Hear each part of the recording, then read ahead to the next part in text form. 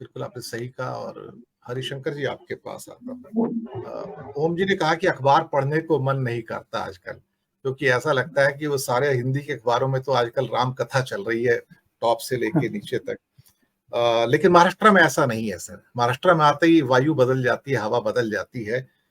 महाराष्ट्र का एक famous paper है दैनिक सकाळ, यानी कि आज सुबह। सकाळ का मतलब सुबह होती है। अगर आप उनका फ्रंट पेज देखेंगे तो आपको राम के बारे में कोई खबर यहाँ पर नहीं मिलेगी उसके सकाल के। ये आज का सकाळ है सर। और एक भी खबर उसके ऊपर फ्रंट पेज पे राम या राम मंदिर के बारे में नहीं है सर। इसलिए मैंने कहा मैं तो मराठी बात पेपर भी पढ़ता हूँ, तो ये कोई ये ना समझे कि इसके अलावा मैंने सामना भी देखा आज का, उसमें मराठी सामना भी आता है, हिंदी सामना भी आता है, उसमें भी फ्रंट पेज पे कोई राम मंदिर की न्यूज नहीं है। इसके अलावा और भी 2-3 पेपर है, नवा काड़ है, उनमें भी आप देखोगे तो आपको वो न्यूज नहीं मिलेगी। तो इसलिए हिंदी पट्टी में जो समाचार पत्रों में, हिंदी समाचार पत्रों में चल रहा है, वो शायद इंग्लिश के समाचार पत्रों में नहीं चल रहा है। मैं आपको बताऊं, उस लेवल पे नहीं है। अगर आप वहां पर नॉर्थ इंडिया में इंडियन एक्सप्रेस या वहां का हिंदू एडिशन है, या टेलीग्राफ है, या टाइम्स ऑफ इंडिया है, हिंदुस्तान हाँ टाइम्स, आपको वो फ्रंट लाइन नहीं मिलेंगे उसके अंदर जो आप बताएंगे। इवन मेरे पास भी हिंदुस्तान टाइम्स भी आता है, टाइम्स ऑफ इंडिया भी आता है, बाकी न्यूज़पेपर भी आते हैं, इकोनॉमिक न्यूज़पेपर काफी आते हैं। मैंने किसी के ऊपर नहीं सुना है, ना ही मैंने देखा कि राम मंदिर की ऐसी कोई बड़े ट्रैक्शन वाली खबरें आती हों। तो ये हिंदी पट्टी के हिंदी पेपरों में ज्यादा प्रचार प्रसार है उनका, ना कि अदर न्यूज़पेपर में। मराठी का मैंने आपको बता दिया कि एक खबर नहीं है उसके ऊपर फ्रंट पेज पे। अंदर के पेज में छोटी मोटी, छोटे कॉलम के अंदर कुछ आ जाए तो आ जाए, अलग बात है। हरि जोशी जी, किस किस्म का परिदृश्य आप उभरता देखते हैं? भारत जोड़ो यात्रा है और साथ में 22 जनवरी का मुद्दा, क्या फिजल आउट हो जाएगा? देखिए, पहले तो मैं अखबारों की, आपने कहा कि हिंदी पट्टी के अखबारों की, उनकी अपनी एक व्यवस्था है कि वहां पर जो संपादक बैठे हुए हैं और उनको जो पगार मिल रही है जिससे उनका घर चलता है, वो वही करते हैं जो ऊपर से उनको आदेश आता है। यहाँ तक कि अब लीड भी ऊपर से तय होकर आती है कि आज ये लीड लगेगी, ये सेकंड लीड लगेगी, या ये खबर बॉटम में लगेगी, आज के हेडिंग तक तय होकर आते हैं। तो ऐसे में जो मेन स्ट्रीम का मीडिया है, जिसको हम लोग बहुत प्यार से गोदी मीडिया कह देते हैं, वो उसकी बात अब लोग बहुत उसी तरीके से कम हो गई है जैसे घर में न्यूज चैनल देखना लोगों ने बंद कर दिया है। और उन्हें लगता है कि जब एंटरटेनमेंट चैनल देखने हैं और भक्ति चैनल देखने हैं तो आस्था देखेंगे और स्टार देखेंगे, सोनी देखेंगे, क्यों देखेंगे न्यूज चैनल? न्यूज चैनल का जो दर्शक है वो लगातार घट रहा है। और बहुत सारे मेरे जानने वाले ऐसे हैं जिन्होंने जिनके यहाँ अब न्यूज चैनल नहीं देखे जाते।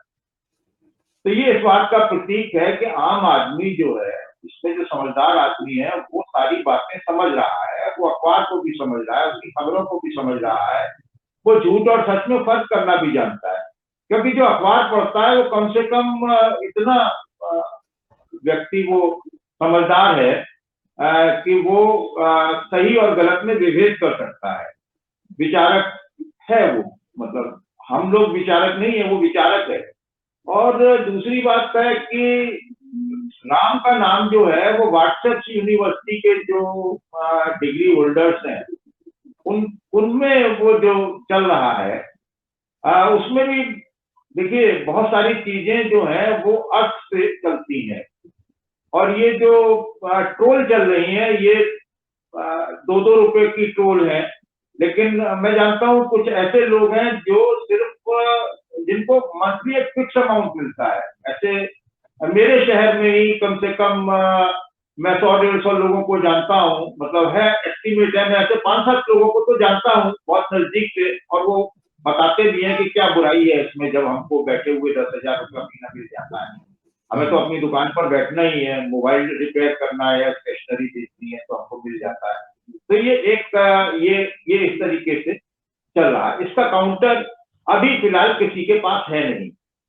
और ये सारा की सारा जो है आत्मजीत जी, भट्टा परसोल की घटना के बाद ये सारा सिनेरियो ज्यादा बिगड़ा है, जब कॉर्पोरेट को, पूंजीपतियों को सीधा राहुल गांधी ने हिट किया और उससे उन्होंने एक ऐसा पुतले में जान फूकी या ऐसे व्यक्ति को वो तलाश करके लाए जो उनके साथ कदम ताल मिलाकर चल सकता था, उनके इशारों पर चल सकता था। उसका नाम भले ही उसका पद भले ही कोई होता, सर्वोच्च होता, लेकिन वो उसकी डोर कहीं और होती है। ये है। अब बात हम राम की पर आते हैं। ये सब बातें चलती रहेंगी और चलती आई हैं। मैं राक्षसों की नगरी से आता हूँ। हाँ, मैं जिस शहर से आता हूँ उसका नाम मेरठ है और उसका प्राचीन नाम महराष्ट्र था। रावण की ससुराल थी, मंदोदरी का मायका था। तो मैं उस शहर में आजकल निवास करता हूँ। उस शहर में मैं जन्मा नहीं, पला नहीं, लेकिन मैं आजकल, मेरी कर्म भूमि राक्षसों की नगरी है और मेरी पत्नी मेरठ से है, तो मैं मतलब रावण का कोई ना कोई रिश्तेदार जरूर होगा।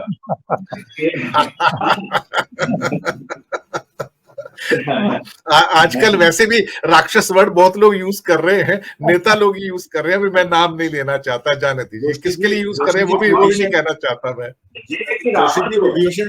जोशी जी विभीषण भी राक्षस की फैमिली से आते थे, पर विभीषण ने जो काम किया कोई राक्षस नहीं करता। लेकिन कोई अपने बच्चे का नाम विभीषण नहीं रखना चाहता। आज तक किसी बच्चे का नाम अगर विभीषण रखा हो, विभीषण राम भक्त थे। और इसी तरह आप देखिएगा, नमो नहीं रखेंगे अपने बच्चे का नाम भविष्य में लोग। आज मैं आपको लिख कर दे देता हूं, आज नहीं तो 10 साल बाद आप देख लीजिएगा ये नाम प्रचलन से बाहर हो जाएगा। ये है। अब बात है, देखिए, राम मंदिर की, तो हमारे तो मन में राम है, हमारे रोम रोम में राम है। अब वो लोग नहीं कहते कि हमारे, उनके राम अयोध्या में रामलला है, थोड़े तीर कमान लिए हुए हैं, श्री राम है, लला रामलला नहीं है। रामलला तो बहुत कोमल है, जन्म लिया हुआ बच्चा तो बहुत कोमल स्वभाव का होता है। वो तो वो मनुष्य हो या देव हो, वो देव ही होता है। और वो वैसे भी इसलिए नहीं कहेंगे रोम रोम में नाम है, क्योंकि वो ऐसा कहेंगे तो उनको ऐसा लगेगा कि रोम इटली में है, इटली के राम हो गए तो सोनिया गांधी के राम हो जाएंगे, हमारे नहीं बचते पीछे। इसलिए वो रोम का नाम भी नहीं लेंगे, उनके राम तो वहीं बसते। और 22 तारीख तक जो भी वहां पर चल रहा है, अनुष्ठान चल रहे हैं, वहां बहुत सारी चीजें इस बीच ऐसी घटित हुई हैं जिन्होंने, जहां से वो राम का नाम लेकर विजय रथ अपना पूरे भारतवर्ष में दौड़ाना चाहते थे, खासतौर से हिंदी पट्टी में, उत्तर भारत में, वो उनका विजय रथ का जो पहिया है वो शंकराचार्यों ने पंक्चर कर दिया है और वो उसमें ठेकी नहीं लगा पा रहे हैं, उस पंक्चर को जोड़ नहीं पा रहे हैं। बीच में उत्तर प्रदेश से जो कांग्रेस की टीम वहां पर पहुंची मकर संक्रांति को सरयू में स्नान करने के लिए, और राहुल गांधी ने कहा भी एक प्रेस कॉन्फ्रेंस में, जब भारत जोड़ो न्याय यात्रा के दौरान उनकी पहली प्रेस कॉन्फ्रेंस हुई तो उसमें उनसे पूछा गया तो उन्होंने कहा कि ये जो जाना चाहता है वो जाए, क्योंकि वो राजनीतिक कार्यक्रम है, इसलिए हमारे अध्यक्ष जी ने जाने से मना कर दिया है कि वो उस दिन नहीं जाएंगे, यानी आगे पीछे वो जा सकते हैं। तो राम से एक तो काउंटर ये हुआ है कि राम से किसी भी विपक्षी दल को और कांग्रेस को कोई वो नहीं है, और वो पूरा सम्मान करते हैं, धर्म का पूरा सम्मान करते हैं, हर धर्म का पूरा सम्मान करते हैं। और हमारे एक वो है केजरीवाल जी हैं, वो तो एकलव्य हैं। हाँ, वो तो एकलव्य हैं, उनके जो रामों के राम है, नमो है। तो वो उन्होंने पूरे दिल्ली में हर विधानसभा क्षेत्र में सुंदरकांड का पाठ करवा दिया। अब बात ये है कि आप अगर देखें राम भक्त है कौन, उनके एक नेता जो मंत्री है और मंत्री थे, अब मालूम नहीं है या नहीं, वो कहते हैं कि रम में राम बसे ठर्रा में हनुमान, उन्होंने कहा। अब उनके संजय निषाद हैं, अभी मध्य प्रदेश में उनकी पार्टी जिन्होंने ज्वाइन की है, आदिवासी महिला है, वो छिंदवाड़ा से शायद लड़ी थी या जी। लड़ेंगी, वो रावण का मंदिर बनवा चुकी हैं। जी। तो अब राम दर्शन, राम की कल्पना, तो ये देखिए 22 तारीख तक ये जो चल रहा है, इसमें भी अब वो तेज नहीं बचा है।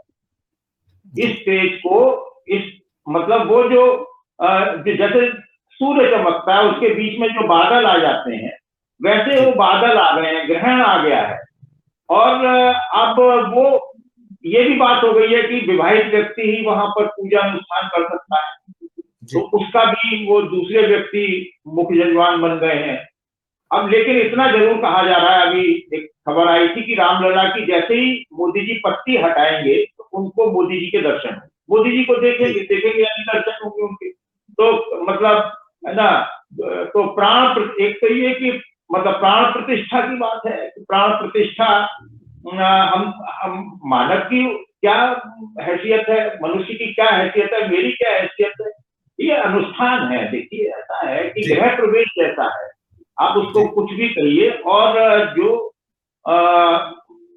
पूरे जग के हर जीव में प्राण फूकते हैं, उसके प्राण उसकी वजह से, उस परमात्मा की वजह से है। उसकी क्या हम प्रतिष्ठा करेंगे, वो तो प्रतिष्ठित है ना। और सदा जीवित है, सदा विद्यमान है। अब मैं आपकी वो यात्रा वाली बात भी कह दूं या अगले राउंड में कहूं? अगले राउंड में ले लीजिए, समय निकल रहा है सर, थोड़ा दो मिनट में ले लेंगे, समय ज्यादा बचा नहीं है।